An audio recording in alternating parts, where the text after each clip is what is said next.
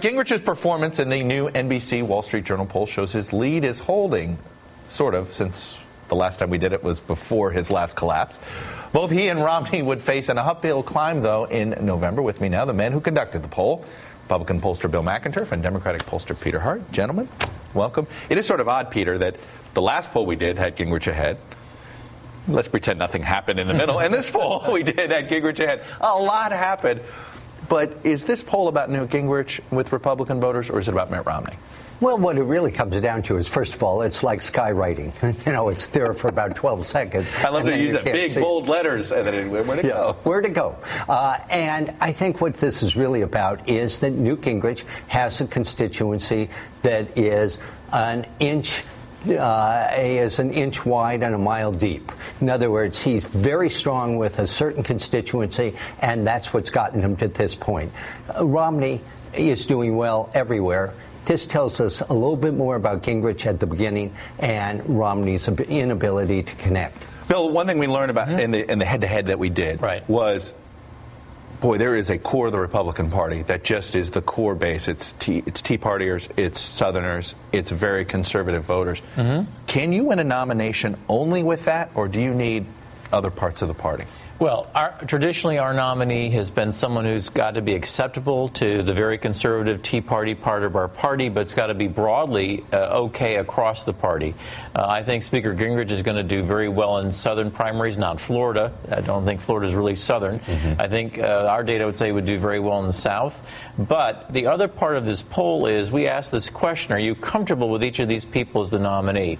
And we're at a point now where with Santorum, Gingrich, and Romney, about three-quarters of Republicans say, yeah, I'd be comfortable. They view them all sort of in the same way at this point. It's relatively the same. And, of course, Ron Paul's not acceptable to the Republican Party as a nominee. But what it means is, and this is what Peters used to say said about Romney, he might not have the most intense support, but he is broadly acceptable across the Republican Party in all of its different parts. Now, Peter, we tested the negatives, 2 negatives on Romney, 1 on Gingrich, and among Republican voters, Bain, not a net negative. Romney's business experience among Republicans, 28% said positive, 13 negative. But on the handling of his tax returns, it was a net negative, 7% positive, 17% negative. With Newt Gingrich and the marriages, 3% positive and 30% negative. So the intensity there, you said something on the call, you said, reading these numbers, you don't understand why Ann Romney's not on TV.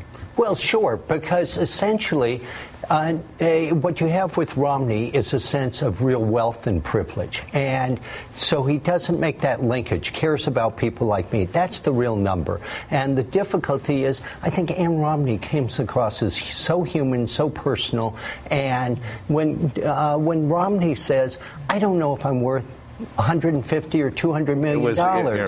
That's jarring. I mean, we're trying to pay our mortgages, and people are saying, I don't know. It's somewhere plus or minus $50 million, yeah. And that's the difficulty. It is the connection point. And Ann Romney, I think, is both human, overcoming an illness and dealing with that.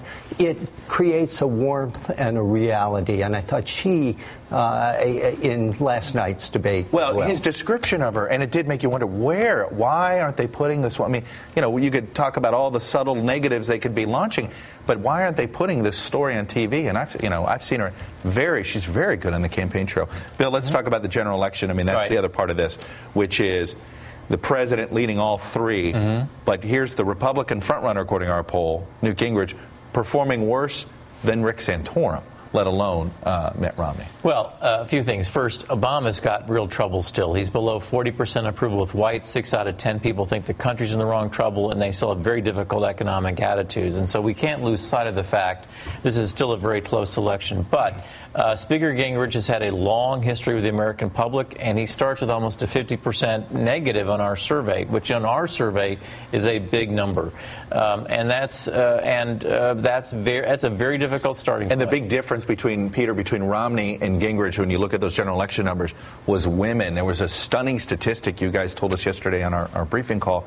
Rural women, who are normally very Republican voters, actually pick Obama over Gingrich and it's a total like reverse of the other. 2.5, 20-point lead and 30-point lead, and the difference, of course, is Romney is actually ahead with rural women. Right. So you get the sense of what's there for Gingrich, and that is he can't be trusted. And as I say, Gingrich is Goldwater. And he doesn't only take down himself, he takes down the whole flotilla. And essentially, in the end of the day, the public just doesn't trust him, and that's the difficulty. Now, you raised something on the call yesterday, Bill, about how collectively all three Republican presidential candidates with the overall populace in our poll have net negatives.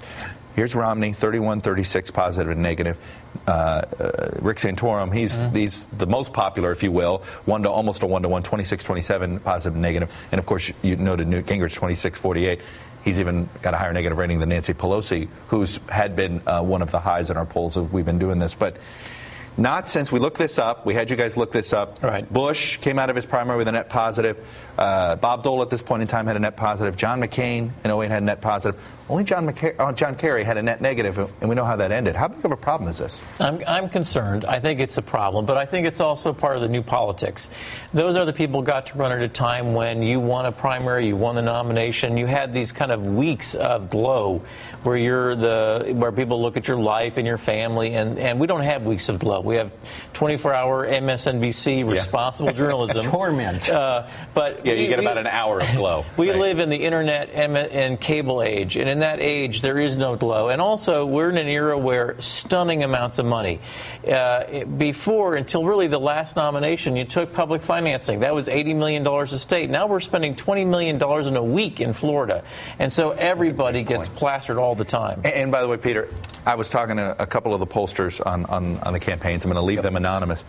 But they have seen moves in tracking polls like they've never seen before. Just stunning moves. 14 points in a night, 7 points. And before you would question your own methodology if that happened, but that's clearly not the case. This is what, the voter just consuming, digesting information that quickly? And no moorings. In other words, they don't hate, you take the Tea Party people, they don't hate Romney. He does quite well with them. They just like Gingrich a lot more. So suddenly they change, and it's very easy to do that. And it is so fast. The new world. Another part of this story that we can't get to was the story of Congress, but we will get to that. I promise. All right. Every one of our polls, it feels like there's 3 stories, we get to 1.5 of them. Bill McInturff, Peter Hart. Thank you. As always, thank you, gentlemen.